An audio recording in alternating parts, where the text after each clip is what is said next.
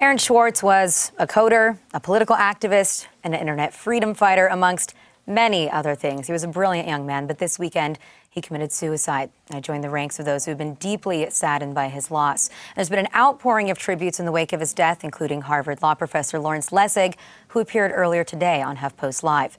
There was also a tribute of a different kind by hacker group Anonymous. Joining us to shed light on this unusual remembrance, as well as Aaron Swartz's legacy, we have Parker Higgins, an activist at the Electronic Frontier Foundation in San Francisco, California, and Joanna Gao, online media editor at The Tech, the MIT paper in Cambridge, Massachusetts. So hello, and thanks to both of you for joining us. Thank you. Thanks. Who wants to start off? Parker, maybe you can give us some details into what Anonymous did. They hacked MIT. I think actually Joanna would be the one to talk to about that. All right, fine. Really Joanna, have at it. Yeah, yesterday around 7 p.m., a lot of people noticed that the network was down. And for a while, we weren't sure what was going on because about half a week ago, there was actually other network problems. And we thought maybe the reason was because of that. But a little bit later, a couple people had reported that to our IS&T group, and they investigated into it. And we had heard some rumors about what was going on. We didn't report that it was anonymous because even though there were a lot of things that were pointing that it could have been anonymous, we didn't have any official sources. And this morning we heard from our media relations manager at MIT who said, yes, it was a it was a denial of service attack. Not necessarily a distributed denial of service attack, and it's allegedly from Anonymous. They also put up,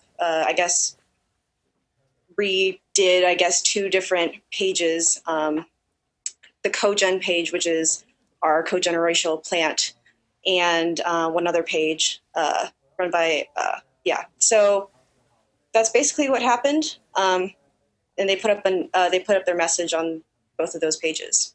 Yeah, and they put up a message out there, calling for the reform of computer crime laws. They're definitely not the only ones. Parker, maybe you can tell us a little bit about what it is that the Electronic Frontier Foundation is putting out there. Here, I've got a piece up. In the wake of Aaron Swartz's death, let's fix draconian computer crime law. Absolutely. So, I mean, in the wake of a tragedy like this, it's tempting to look at and see what the causes were. And in the case of Aaron, unfortunately, there was this tremendous weight over him that he was being charged with 13 felony counts that carried a maximum sentence of up to 35 years. And really, when you look at what he did, what the allegations are that should bring this 35-year sentence, this possible 35-year sentence, it was things that, maybe you can disagree on whether he should have taken these particular tactics, but that the sentence should exceed, the one for a common sentence for violent crime seems outrageous. And it's just, this is something that it was a problem before this tragedy, and it remains a problem now. But we can't sit and watch these unjust laws destroy the lives of some of our most talented and brilliant individuals. And that's something, we were discussing today, too, and that there was nobody hurt by these actions, right? And to really see the federal government and prosecutors go after it so aggressively, to throw the book at someone like that, just, really makes you question some of the priorities. But there's also news that the feds have dropped the charges against Swartz, and those were felony charges relating to him, like we said, hacking JSTOR, the education surfer, and freeing up thousands of educational articles online, and charges that many people felt were way too severe in the first place. But Parker, clearly, too late to have to drop the charges now after Aaron's death. Any comment on that move? Well, it's standard procedure that they drop, and they have to give a reason. And in the case of a death, it's what they do.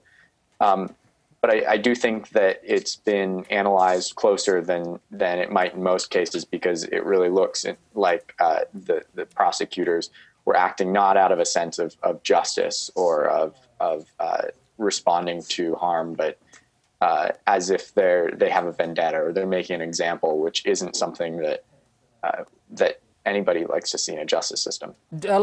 Joanna, it's Jacob. I have a question for you about what's going on campus at MIT. You know, MIT announced today, and we can take a look at the article on my screen, that the university is taking a look at their role in Aaron's suicide and in the case. And if what I understand is correct, the university was not particularly they essentially didn't do much about the charges, where JSTOR sort of said, we're going to decline to file charges in this case. The university did not do that. You know, what are students saying? Is this a case that students were aware about before Aaron's suicide, and what are students saying today? Definitely, we've been covering this at the Tech since 2010, I believe, in September. And so we've been, I guess, doing some continuous coverage of the case.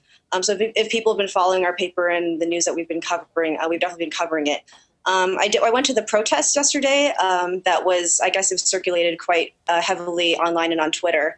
And actually not that many people showed up. I was actually one of 7 people there. And most of the people there, actually only one student, one Tufts student, and 3 people from Rhode Island, they were very supportive of the stuff that he's done. Most of them had heard of him before and knew of the stuff he had done, had maybe didn't know all the details of the cases, but they were all pretty sympathetic to the things he'd done and were kind of interested in what MIT's involvement is. And that's kind of what our paper, The Tech, is planning on looking into over the next couple weeks. And let me just point out, too, here we've got a new piece up on the Huffington Post from Ryan Riley, Jerry Smith, and Zach Carter, where they spoke to Aaron Swartz's lawyer, who over the phone told them that he thought the prosecutors really just wanted a juicy-looking computer crime case, and the Aaron's case sadly fit the bill. And this is something, you know, that people will be talking a lot more about. I know there will be another segment about this tomorrow on HuffPost Live. And again, I'm one of the people that's very sad to hear this news. Aaron was a frequent guest on my old program that I hosted on RT. And, you know, we interacted with him a lot, too. He was always very helpful in trying to find us other guests. And he was someone who was incredibly passionate about everything that he believed in. And, you know, I didn't know him personally as well as many others out there. He was a brilliant young man, like I said. Again, I'm really sorry to hear this news. So thank you both for joining us to talk about this today. Thank you. Thank you very much.